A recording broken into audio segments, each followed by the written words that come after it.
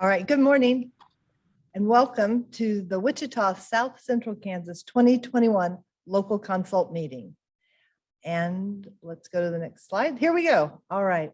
As I said, welcome and welcome to a really nice, diverse group of folks, 40% public officials, 34% transportation advocates, elected officials at about 10%, community members likewise at about 10%, and business leaders at 9%. Great demonstration that takes all of us working together to both advocate for transportation, put new plans together, and then most importantly, deliver those plans, which is why we're here today to say thank you for participating in the IKE program. IKE was built upon your input, and it's important that we continue to gather your input, even though we couldn't be together today in person. And I really wish we could be together in person today. We have rich conversations when we're together, and I promise you the KDOT staff has worked really hard to try to put together an event today where we can keep that same essence of conversation and input together. It might be a little more difficult, a little different, but we are working very hard to make sure that we are able to hear you when you speak so that together we work. Hello, I'm Governor Laura Kelly. Thank you all for taking part in this critical effort to improve transportation in Kansas. 2 years ago, more than 2,000 Kansans participated in local consult discussions in communities large and small. Many of you were part of those discussions. In those meetings, you shared ideas to create more flexible approaches to infrastructure improvements. You challenged KDOT to become a better partner and solve more problems by eliminating harmful internal silos. We heard you loud and clear. Thanks to your time, your thoughtfulness and collaborative spirit, today we have the Eisenhower Legacy Transportation Program, more commonly known as IKE. I signed this landmark 10-year program into law last year after it passed through the legislature with strong bipartisan support. Through IKE, we more than doubled transportation investments from 2018 to fiscal year 22. That's over $1 billion more for projects, for Kansas highways and bridges, for broadband infrastructure, for aviation, public transit, and for biking and walking paths. These investments are making transportation safer. They're strengthening critical infrastructure, creating jobs, and delivering more economic opportunities for our state. My administration is committed to keeping up this momentum. Earlier this summer, we announced nearly $1 billion worth of highway projects moving to the construction pipeline. As promised, we'll deliver one phase of the remaining T-Works projects to construction by the end of this year. And, true to my word, we are on track to close the aptly named Bank of KDOT by fiscal year 23. We're making sure that transportation dollars are used for transportation projects. Again, thank you for participating in the local consult process. Your input shapes the next 8 years of the IKE program, and we'll make sure we deliver the quality transportation system Kansans need. Take care. All right, thanks to Governor Kelly for that welcome message. And as she said, your input today helps shape the next 8 years of the IKE program. That's why it was important that we gather, even though it couldn't be in person, but we gather now so that we can keep pace with planning and delivering the IKE program. Today, we gather again to put the principles of IKE into practice, founded on 3 really important foundational elements: working in partnership, state and local officials, public and private sector, working together, talking about more options. As you'll see later today when we get to the project list, we're bringing you more options to solve problems. So whether we're solving a larger community, whether we're part of solving a larger community problem or solving a transportation problem, coming together to work through issues will always result in a better process and product. So specifically, we're here today to replenish the IKE rolling program pipeline. We'll talk a bit more about that in a minute. We're also here to prepare for a possible Infrastructure Investment and Jobs Act, or IIJA. It's being considered at the federal level. Now, we don't know precisely how much money Kansas stands to gain. I mean, we know from the draft bill, which hasn't yet been approved, but we know it would gain additional highway funds, and bridge dollars. So it's important to start backfilling the development pipeline so we can make best use of those dollars. We're keeping a close eye on the bill. We're also keeping a close eye on inflation factors. I will tell you this, regardless of how the bill ends up coming out or whether it does or doesn't, we are always in better shape if we're prepared to leverage whatever opportunities we have in front of us. So your input today on highway expansion and modernization projects is needed. We want to put between $600 and $750 million into the development pipeline. That range is for a statewide perspective. So 600 to 750 million in total for the entire state. All right, I'd like to pause for just a moment and think about what we're really doing today. This is the first local consult meeting that we've convened under the new Ike rolling program. We have a much more dynamic program now, and there are some implications, some benefits that are associated with that rolling program. We are able to refine our methodology. We have more sensitive scoring approaches now that we'll share with you.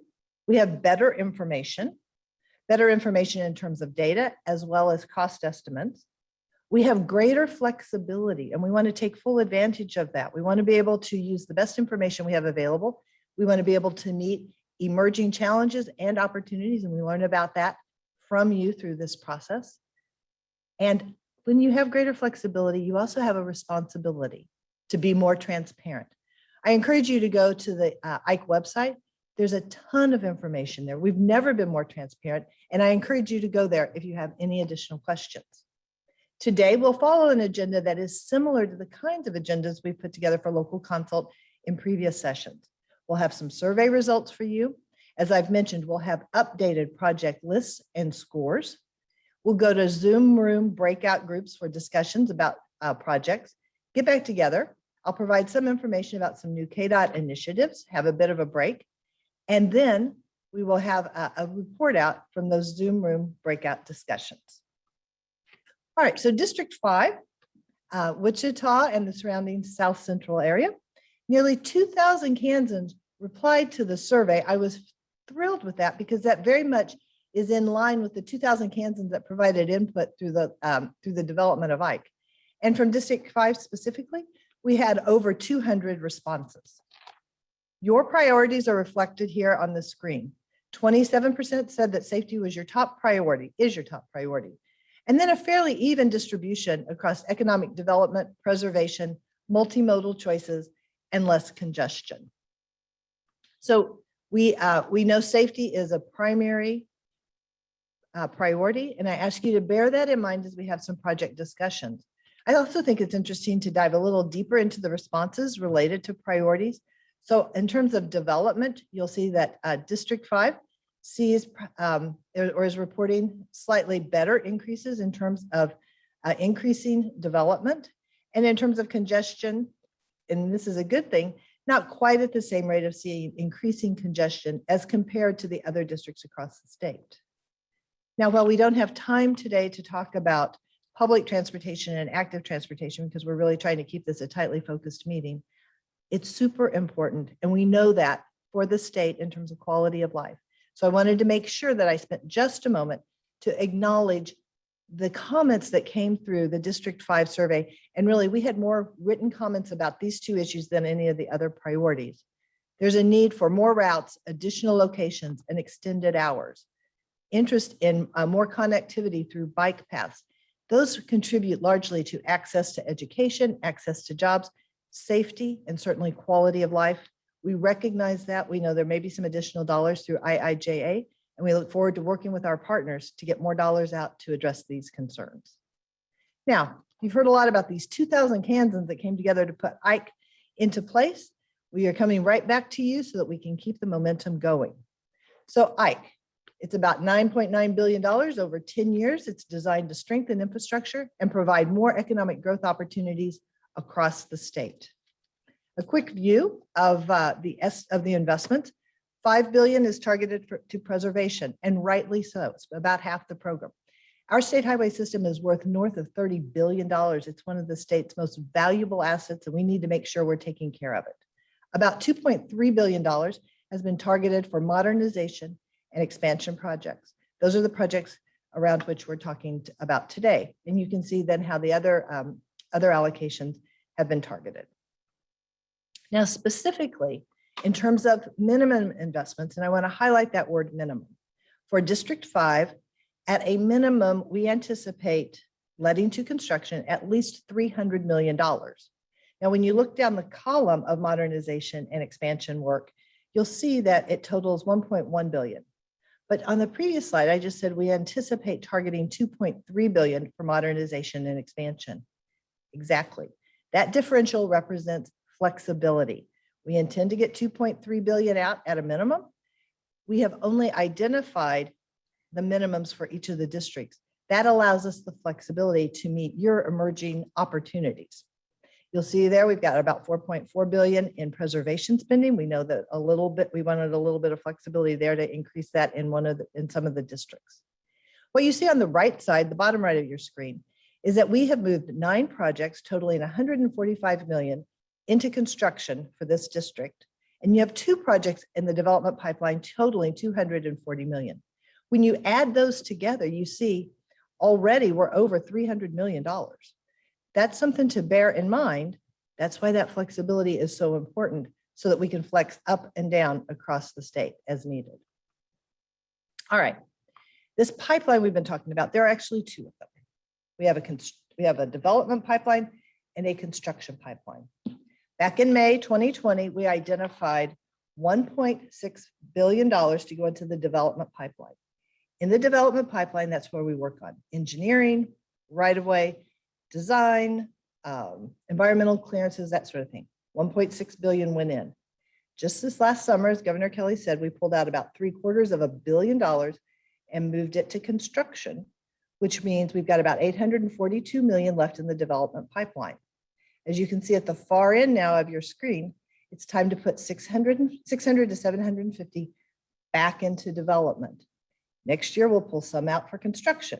2 years later, we'll put more in for development, and you have this rolling program. There are tremendous benefits to that. One, we can meter construction based on the revenues, the dollars we have available. Also, as you continue to backfill, you have a full development pipeline. When we start to approach the end of Ike, we don't just fall off and not have anything on the shelf to build. We continue to develop and plan for projects so that we have a continuous program going on, both for preservation and for modernization and expansion. All right, so specifically, how are we going to replenish the development pipeline? Well, the same way we're doing all of our work, using the principles of Ike. In partnership, hold local consult more often, with more options. We're going to bring new projects and more project scopes for discussion, as you'll see in just a minute. And we'll use updated data and better information to work in partnership with you to solve problems. All right, wouldn't be a KDOT meeting if we didn't have lots of good information for you.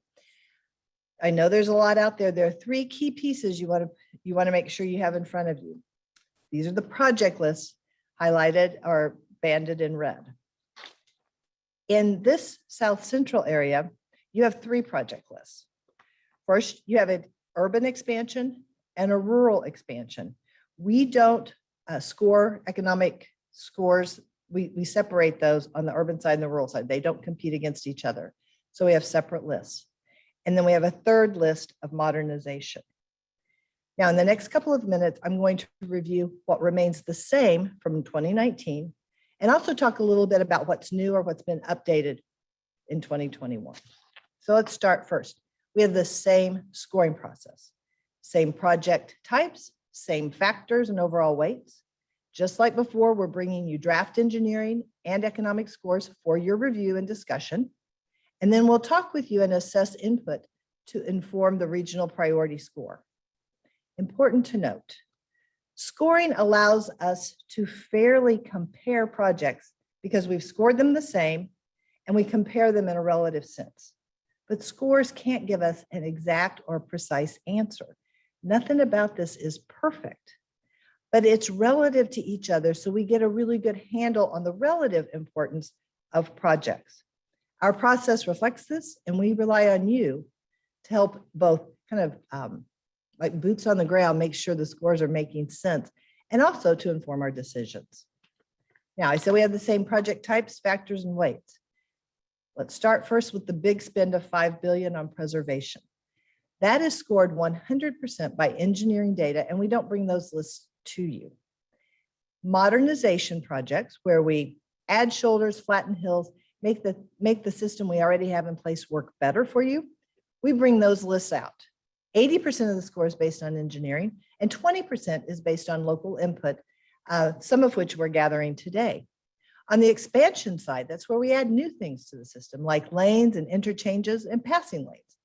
In that case, 50% of the score is based on engineering, 25% on local input, and 25% on economic analysis.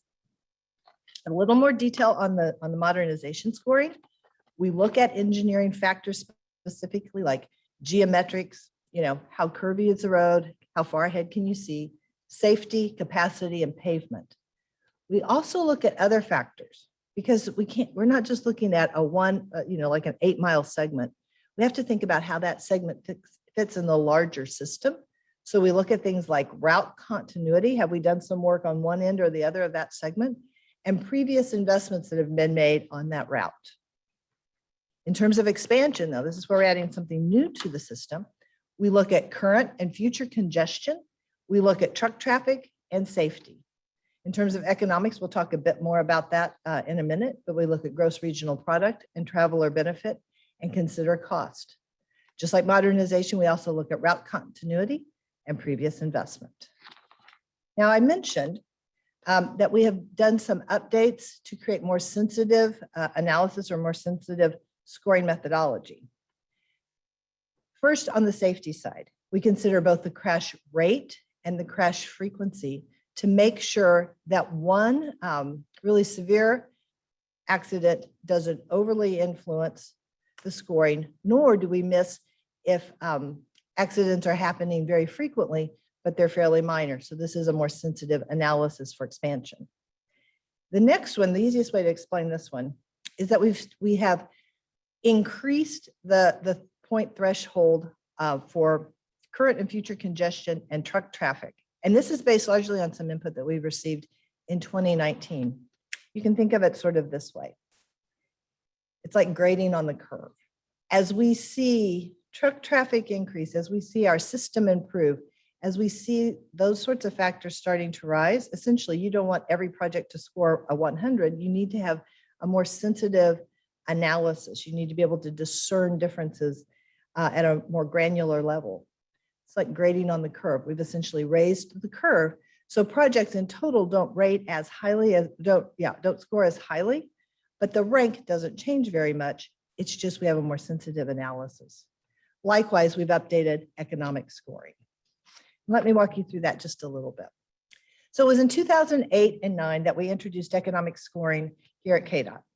Remember that time? It was as we were coming out of the Great Recession. Jobs were super important to try to get back into the economy and jumpstart our economy. So at that time when we scored projects, we considered jobs. 10 years later, in 2019, it's not so much that we need jobs in our economy, we need to create a place in Kansas where people want to live and work and play. So we continue to consider gross regional product as we did under T-Works. And now we have added this concept of impact to traveler time. Does it take you longer to commute?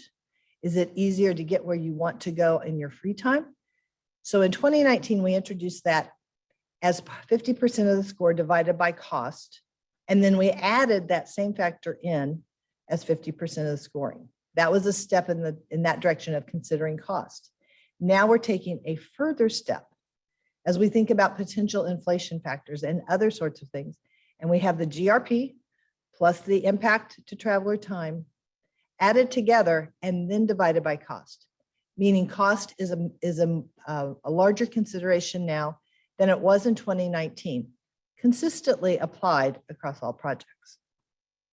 Okay, so in terms of the 21 project list, as I said earlier, 2 years later, we've updated scores based on these following points. First, updated data, and you can see there that we're pulling from the latest data sets available for traffic, crash data, and pavement condition. We also had time. If you recall, we passed the IKE program in April of 2020. About 8 weeks later, we were announcing projects because we had an empty pipeline and we knew we needed to move quickly.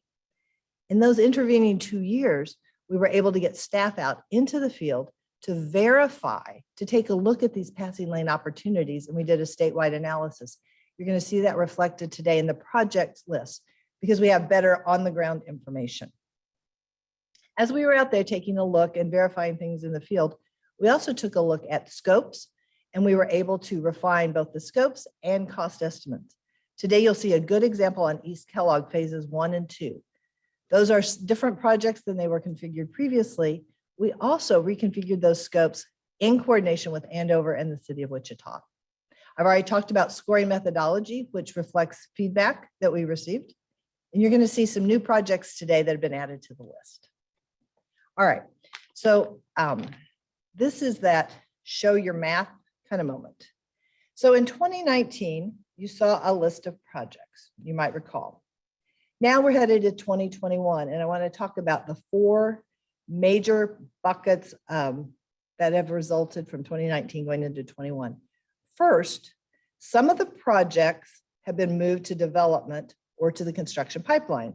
And I provided those numbers earlier in this presentation, but over 300 million has either gone to construction or the development pipeline. So those fall off, okay? So now you have the remaining list of projects from 19 that will be available to talk about. And you have some new projects and new scopes that have been added to the discussion. So it's buckets 2 and 3. We also, in a very practical sort of approach, said, all right, do we score all of these projects, or do we think some we need to hit the pause button on? Either because we want to see how the impacts of some of the work we have going on, and I've got a list of examples for you, or are there other reasons we might want to not rescore a project? So those go to this list called not rescored. They're still on our radar. They're still important. We just didn't go through the scoring of all the projects. Now I'm going to talk about each of those lists a little more specifically. All right, so Maggie, well done when she put these together. The projects that are from 2019 that are in the pipeline, you can see those. They have orange banners at the top of them. That makes a lot of sense. They are either in construction or development. You're welcome to offer some comments about them, but we don't think that's where our time is best served. Where we really want to get a lot of discussion is on buckets 2 and 3. The previous projects, which didn't make it into construction or development, as well as new projects, and you'll be able to see those because they're italicized. Okay, those are probably where you're going to spend the bulk of your time, expansion, both on the urban and rural side, as well as modernization. And then on number 4, these projects that weren't scored this year, again, we welcome your input. We are interested to see what you have to say, if anything, about these projects, and the banners are in gray. And I'll cover a couple of those. So the first is I-235 and Kellogg. So the work that's been completed under T-Works, we feel like that's taken care of a lot of the needs, a lot of the issues that were out there. So we scored West Kellogg this time because it wasn't scored in 2019. We welcome your thoughts. We just have hit pause on that one. K-15 in Cali County, there's a low engineering need, so we didn't necessarily bring that one forward. US 50 Harvey County, Halstead to Newton. We selected passing lanes to improve the corridor. So we didn't take a look at that 4-lane section because we have passing lanes there instead. 254 Butler County, River Valley Road. Based on input, we scored Ohio Street interchange instead of that one. So you can see when I talked at the beginning of the presentation, this is a much more dynamic process, and we're just going to keep bringing you along as we add projects, try to refine scopes. You know, maybe we won't have to go into this much detail 2 years from now, but I really want you to understand what changes are available to you, what options exist for conversation. And then you'll see some projects like US 160 in Cali County. That is a good example of we want to get that work completed and evaluate to see if additional work is needed there in consultation with you. But we didn't move everything forward. And I would say it's partly a bit of a Pennsylvania lesson that I learned at a conference once when PennDOT stood up and they talked about a lesson they'd learned. And it was entitled Money Matters. And I thought, well, yeah, it does. That's interesting. It does matter. What had happened over the course of like 20 years at PennDOT, they just kept carrying all their project lists forward. They had had a rolling program for a long time. And after about 20 years, they had billions and billions of dollars in projects like this that they just kept carrying forward. And they had to go through a miserable process of eliminating some of the projects. I want to be much more transparent and work in consultation with you to identify the highest priorities. And one of the good ways to drive that conversation is to refine project lists every 2 years. All right, so in summary, for the District 5 list, you see 11 projects that have moved into development or construction, 14 new projects based either on the priority formula or district feedback, 11 projects that weren't scored this year, still open to discussion if you want to talk about those and bring some of those back. 6 projects have had refined or changed scopes, including 4-lane expressway into passing lane, and 8 projects with updated cost estimates. Now, because there is no formula or score that's perfect, scoring doesn't equal programming, and programming is the thing that we build from. So you could have a perfect score and your project costs $10 and our budget's $10. And we would really have to give consideration to whether that's the only project that we would build in that entire year. Or perhaps projects that are scored at about 3 points each and they each cost $2 million. Maybe we could do 5 of those in place of the best perfect project. So building, programming is a lot like putting a good team together. You may not have enough in your salary budget to afford the most expensive player, but maybe you can get lots of good players for a slightly less cost. That's what we have to balance, and your input helps us with that balancing. All right, so we're almost ready to go into our breakout groups. When you get together, yes, help us understand what's new or changed in your region. We had some good examples yesterday. Census data, we were in Southeast Kansas yesterday. We had some conversation around census data. A hospital had closed, so access to medical care had changed in the Southeast. So let us know what's changing in South Central, particularly the Wichita area. Think about those survey results we talked about. Look at the new projects that have been added to the list and scopes that have been changed. Now, remember I said we have about 600 to 750 million to put into the development pipeline. That's half of what we announced last year. So understanding your priorities and the thinking behind your priorities is really important as you identify high and medium priorities to go into the pipeline. The why is important because sometimes, and if I don't know if Gary Jansen's on the phone, but if you are, I'm smiling at you because it's not just about the project, it's about the problem you're trying to solve. And I hope you can see today as we are offering different kinds of options and different kinds of scopes. Maybe there's a way to get at your problem in a slightly different way than the scope that you see in front of you. So understanding what the problem is and building a project is super important.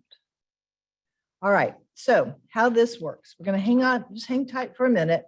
Some magic happens that Lisa get you all into your breakout groups. If you have trouble, yesterday, technology only failed us twice yesterday. Today's off to a much better start. But if something goes wrong, use your chat box, please, and we'll be able to know how to phone a friend to get you into the right breakout room. I also observed yesterday as I went to the different breakout rooms, sometimes you get folks who are very comfortable, they turn their cameras on, they talk like crazy. Others are a little more reticent to talk. I know this isn't an ideal situation, but please weigh in. This is the opportunity that you have. If you don't feel like turning your camera on, that's okay. If you don't feel like talking, that's okay. You have that chat box where you can leave additional comments, and I encourage you to do that. Let's see, with that, cha-cha. Okay, so 10:03, that means you have 30 minutes, so you have till about 10:33, then a 5-minute break. So we're gonna call it 10:38. Let's call it 10:40 in a generous sort of way. So we will start back again at 10:40. All right, everybody. Go to your breakout rooms. I'll be bouncing around to listen, and thank you for weighing in today. Hey, welcome back, everyone. I've been bopping in and out of rooms, and I know there's been a tremendous amount of conversation. So I've got a few updates, Denise. Trying to get to the next slide. There we go. All right, a couple of updates for you, and then we'll get right to the heart of the matter, which is the report out. I'm glad to report that all of the new programs that were established under IKE, we were able to launch in 2020 despite COVID. So a big shout out to the KDOT team and our partners, both on the engineering side and the contracting community. We couldn't have done it without working together. It's a great team. And when you look at some of those numbers that we were able to push out from cost share to the reinvigorated local bridge program to the short line rail, the driver's ed program, which is new and important for teaching young people, I hope, to drive more safely. So you can see lots of good programs underway. I want to take just a couple of minutes, and for some of those of you who may have attended the Wichita Chamber of Commerce meeting, thanks Andrew Weems for inviting me. We talked a bit about some things that are evolving at the federal level under the Biden administration, and quite frankly, I think it's important that we understand when changes occur at the federal level so that we can compete more effectively for federal grant dollars, make sure that we're bringing home funds for Kansans. So understanding kind of what the rules of the road are will be helpful to all of us in how we talk about our projects and how we deliver those. So what we're looking for here is this sweet spot, making sure that we are addressing long-time Kansas infrastructure priorities, that we create opportunities for some wins in Kansas, and that they align in some way with gathering federal funds. And that's what we're looking for, is to make sure that we are getting full benefit across those three Venn diagrams. All right, so from that perspective, then one of the things that's talked about a lot in the Biden administration is a thing called equity. I've been talking at the national level about an expanded view of equity to include rural equity. Oftentimes when you look at some of the outcomes in our more rural parts of the state, when you look at health outcomes, income outcomes, education outcomes, sometimes rural areas don't have the same opportunities, and I want to make sure that we're talking about equity in all sorts of ways, including rural equity. Likewise, under the Biden administration, there's a lot of conversation around greenhouse gas emissions and trying to bring those down. In the United States, when you combine the ag industry along with the transportation sector, you come up with about 30% of greenhouse gas that are emitted from those two sectors. When you look in Kansas, though, you see a higher level at 53%. So as we think about pilot projects and other sorts of things, we want to make sure that when we cast in our grant applications, we make sure we highlight things like equity and where there are opportunities to reduce emissions. So one of the programs that we've just launched, it's a pilot program in concert with the Department of Ag, the Kansas Department of Ag, is a thing called HOME. We've got a couple of pilot projects that are just getting underway. It's Heartland: Opportunities, Markets, and Environment. So under Preservation Plus, when we're out running cable, fiber for high priority freight corridors, what we're looking to do is then see if there are opportunities to sort of tee off of that work that we're already doing anyway, and perhaps get broadband out to some farmers who might be interested in participating in carbon trading sectors. And so we have initiated along two corridors, doing some outreach again with ag to see if there's some farmers out there that want to look at both diversifying their crops, improving soil health, and also some water conservation. To me, it's just a really practical move. We're doing that work anyway. If we can get 2 or 3-fold benefits from work we're already doing out there, we ought to reach out, and we've had good response to those 2 pilot opportunities. Also, as it relates to greenhouse gas emissions, private industry has already responded. You might remember during the Super Bowl, there were some ads about, passenger trucks that would be coming out very shortly that are EV, electric vehicles, as opposed to fossil fuel driven. And, in any time that there's an opportunity, and there's also a challenge, and I want to recognize, we need to be in Kansas thinking forward about what this move toward electric vehicles might mean to us, to our infrastructure, to charging station needs, and also what might happen to our revenue. And I remember when I was at the chamber, Commissioner Meitzner was there, and he found this slide I remember to be pretty darn interesting and something that we all need to be paying attention to. So currently, KDOT's revenue mix is we have some motor fuels tax on the state and federal side that add up to about 41% of our revenue. As you look forward to even 2045, motor fuels accounts for about 25%. And what you see there in the gold is an increase in terms of reliance on state sales tax from 38% to 60%. And quite frankly, that level of sales tax as a primary revenue source, I am concerned about the sustainability of that.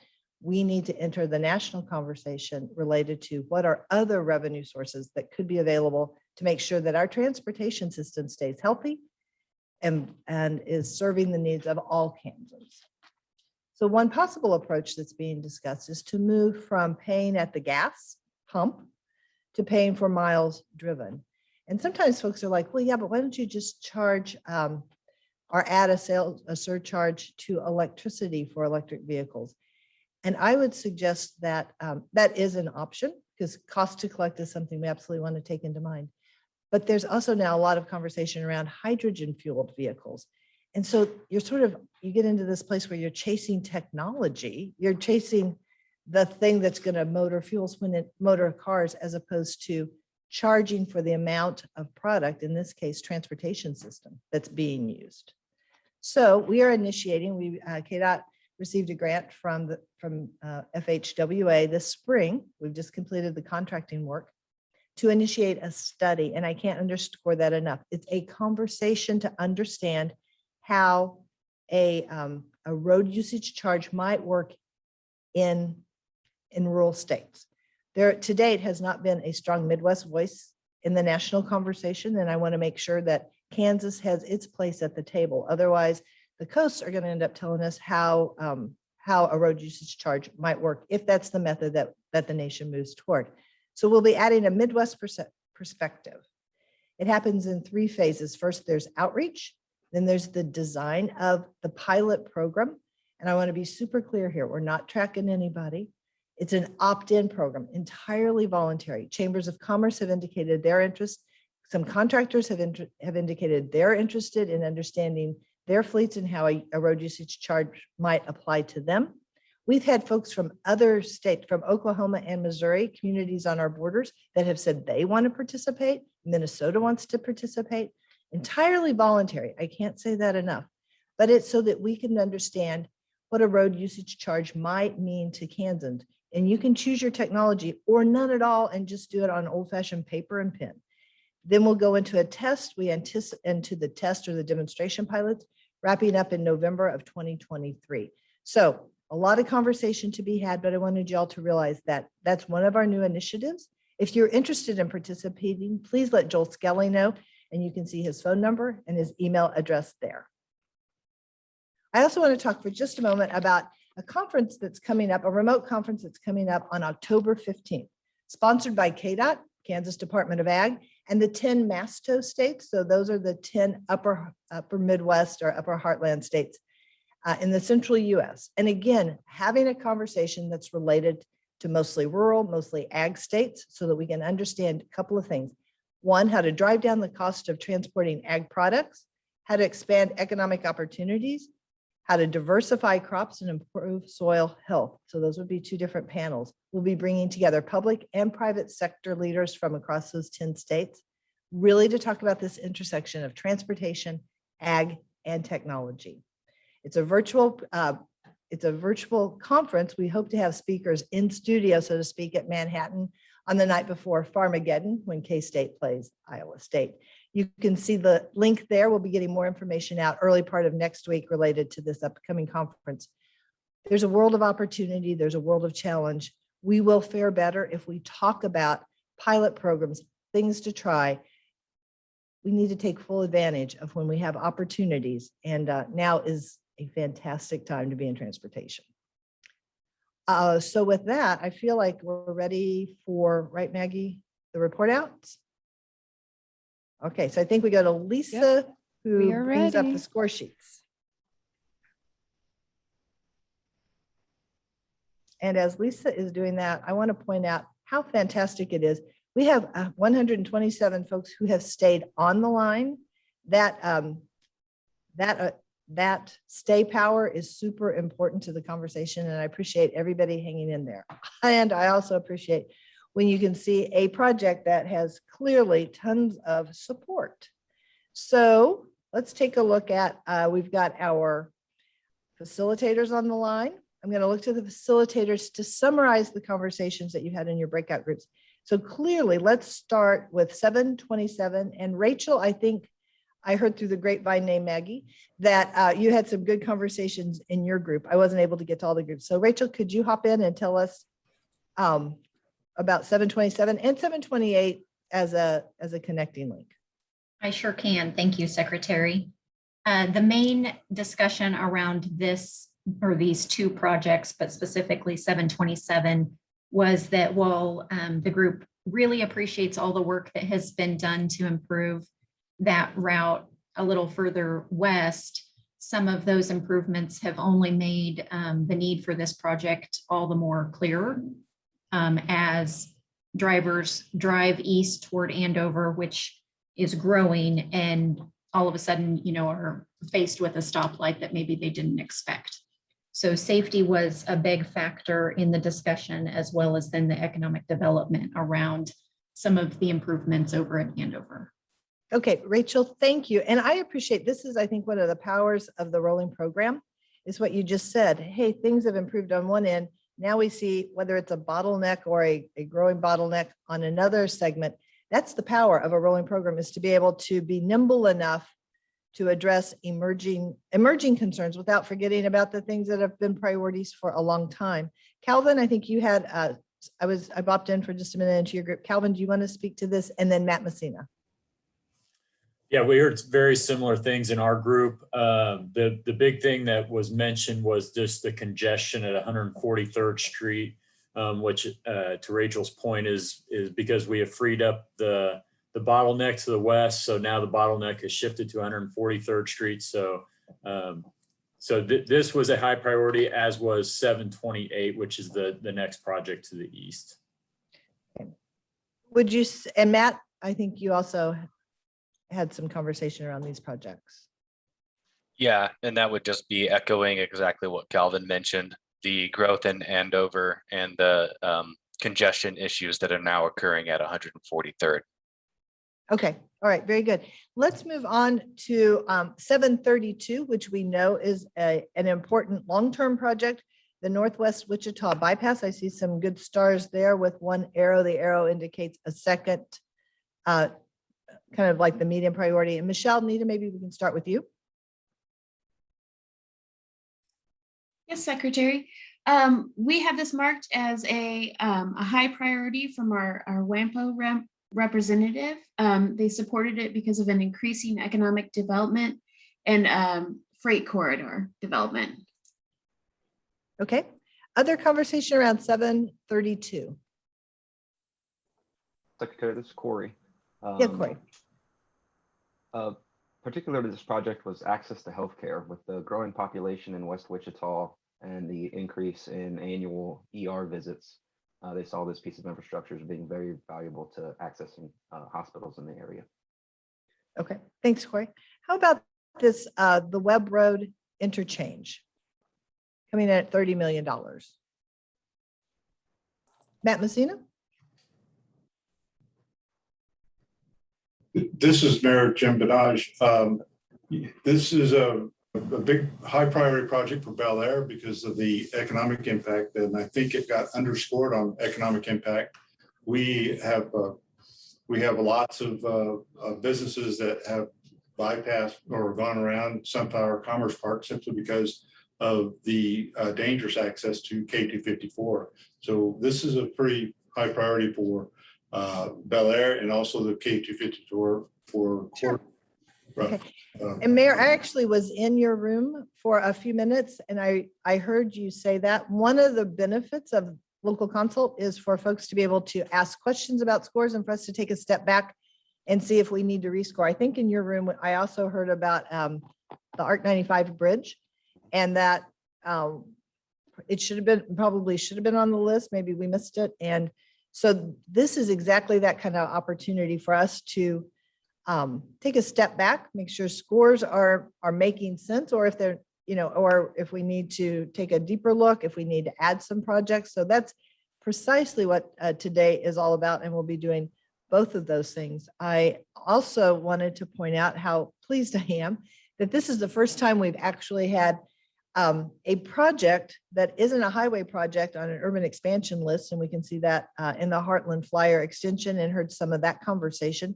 Mike Moriarty, maybe you want to tell us, maybe you could summarize some of what you heard around the Heartland Flyer, and there may be others as well.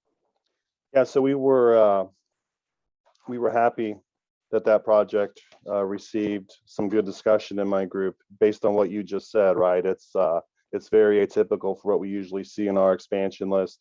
There's a lot of local interest around this project. Given the scale of some of the highway projects in this list, the group felt comfortable rating it as a medium priority. However, again, given the local interest, the phrase was used, this is a resume builder for Kansas if this line is established. I thought that was a very key point. And again, we talked about some of the provisions coming out of Washington. There's a lot of emphasis for passenger rail in the upcoming in infrastructure bill. There was just a lot of good conversation about this project. Yeah, and Mike, I would add to that, good resume builder for Kansas, and also good skill strengthening, I think, for the KDOT staff. You can compare modal projects and highway projects. It's a more difficult analysis, but I'm glad we have the opportunity to work through that with the consultant that we've hired. We have to get through the service development plan yet, so we can iron out costs, because that's an important part of the overall analysis. But yeah, I am pleased, and I appreciate the support that this region in particular has shown to this project. I frankly think that we need to be talking not just about how it connects Oklahoma and Kansas, but more importantly, how it connects Dallas and Chicago, because those are larger markets. And through that kind of conversation, I think we garner more attention and support for the missing middle piece, so to speak. Michelle, I think you also had some good conversation in your group. Do you want to weigh in, please?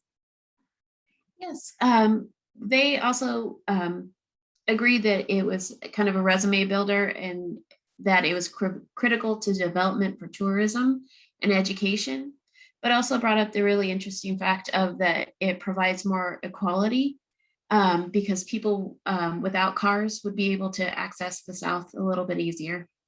Okay, thanks, Michelle. All right, I'm going to pause and see. Could I just say one quick thing? Tom Brown, REAP chairman, and we're strongly in our 10-county area backing this.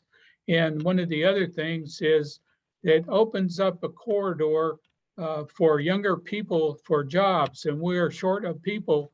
And we didn't get a chance to say that in the group, but we need to get that pipeline. And right now, most of our students are coming from that area. So if we can open that up to business, to families, to get more comfortable with coming to Kansas for higher education and jobs, it's an important factor on a resume. Okay, thank you, Tom. I appreciate, thank you. All right, unless facilitators have any additional comments to add to the urban expansion, I want to make sure we get over to rural expansion and modernization. All right, so wow, okay. It looks like this Ohio Street interchange was rated pretty highly. And if I recall, that was actually added and scored as a new project. It's in italics. I like seeing that. That's why we want a dynamic pipeline. I don't know whose group, somebody, a facilitator, step up and tell me about this one. Matt Messina, our group discussed about this being a high priority in this area due to the proximity of the Amazon facility, as well as a high school with some novice drivers and some of the safety issues that occur in the area. Thanks, Matt. Good. Any other facilitators on 556? Secretary, it's Mike. Same conversation in my group as well. Almost those exact same points. A lot of concern about growth, freight traffic, and the high school. Okay, very good. Very good. Secretary, this is Chris Herrick. We also had discussion on this project, and we also had a person mention that a family member was in a fatal crash at this interchange. So safety was a big part of our discussion. Thank you, Chris. Thank you. All right, well, let's move on then to modernization, please. All right, okay. So on the modernization piece, so remember, this is about making what we already have better. And I see we've got the highest rated project it appears to be is a new one. So it would be 235 and Zoo Boulevard, some interchange projects. And Calvin, I think you might have had some good conversation around this project. Yes, Secretary. There was a lot of discussion about this project. It was mentioned that the condition of the bridges in themselves might be an issue at this interchange, and that there's going to be a lot of potential issues with geometry there that might be hard to fix, but we're up to the challenge. Spoken like a true bridge engineer. Sounds like Calvin wants to get his hands on it. One thing I will point out, and this kind of gets back to when I talked about other factors, something to understand when we look at other factors. If we are in a situation where we know something needs to be reconstructed, a bridge needs to be, strengthened or modernized because the condition itself suggests that something needs to be done. Sometimes you get a bit of a bump because if you're going to do work there anyway, you wouldn't just replace in kind and then be like 2 years later, shoot, we should have made it a little bit better. So sometimes the bridge condition absolutely is taken into consideration if we need to modernize or make an improvement. Let's talk about that. The next project at 554 in Harvey County. Now it looks like this is an interchange in Newton, but does not look like it's a new project, but still seems to be an important one. Any group talk about 554? Secretary, this is Corey again. Okay, Corey. Both 554 and 555 in Harvey County were discussed in my group. Safety being a key aspect with short deceleration, acceleration lanes, and improvements to that would be helpful in the frame of safety. And then it would also increase opportunities for economic development. Okay, and so Corey, when you talked about both those in Harvey County, did your group weigh in as 554 as a higher priority than 555? Or were they the same? We kind of talked about them in the same vein, so we kind of had them equal in our group. Okay. Does anyone want to weigh in on 555, 554, if one's sort of more important than the other? Secretary, this is Rachel. There was some discussion in our group about the 554 project possibly being a holdover from the T-Works project. Oh, And so I'm not sure what the discussion okay, has we'll been double check about that. that, but Thank you, Rachel. Okay, all right. One thing that I think might be helpful is if we take a look at the chat feature and see if there are any things, and as that's being brought up, facilitators, I would ask you, relative to the projects that we did not score, was there any conversation around the need to score some of those that we hadn't otherwise scored for this round? Secretary, this is Calvin.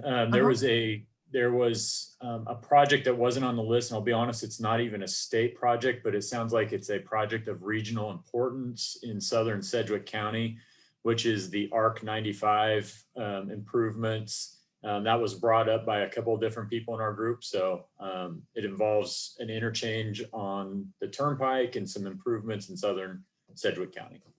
Okay, so Calvin, that's interesting. I was in another group where that was raised.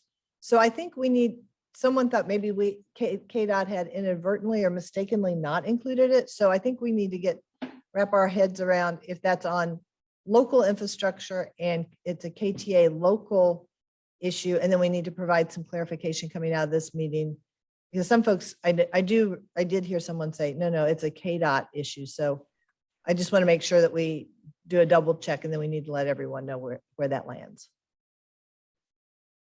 Secretary, this is Greg. We discussed that project in our group also, and they did think it was important for economic development in that area, and that there were improvements KDOT could make along K-15 in conjunction with it. Okay, thanks for that. Also, this would be a nice opportunity for me to plug the cost share program. So if it is on local infrastructure, we have a beautiful program. We stood up in 92 working days, and it's an opportunity for those funds are available. They're multimodal. They can be used on the state or the local system. So, and I believe Sedgwick County, Wichita has really done quite well in that program. So if it is on local infrastructure, we could consider, it might be something you'd want to think about. You might want to apply for. All right, let's see what we've got in the chat feature. Okay. So questions around, should freight trucks pay more? So, and I think this is probably related to the road usage charge study, expanded tolling. Okay, we'll be having those sorts of conversations. Are all the slides and charts on the Ike website? That is a great question. And the answer is, if they aren't, we will put them on. Oh, Maggie says yes. Okay, they're already there. All right. Okay. All right. So we've gotten through the chat questions. With that, let's see if we want to bounce back to the. Okay. So are we, okay. So for those of you who just thought this was like one of the best episodes ever, you can feel free to watch this on demand, or if someone was not, one of your friends or colleagues or family members didn't have the opportunity to participate live today, feel free. We've got it on demand if you want to go out using this link. And let's see, the next slide. There is a very short post-meeting survey. Please take that so that we can improve the way we communicate and make sure we're getting information that you find valuable, that we're not wasting your time. And then let's go to the last slide. All right. You have spoken. Communities across the state are speaking as we go through our local consult process. We wrap up in early October. We are listening, and together we work to improve and maintain transportation. And it's not just for transportation's sake, it's really for Kansans, so that we have a state where people want to live and work and play. And thank you so much for being with us today. I wish we could be in person, and we'll be back out just as soon as we can be. Thank you. Be safe. Bye-bye.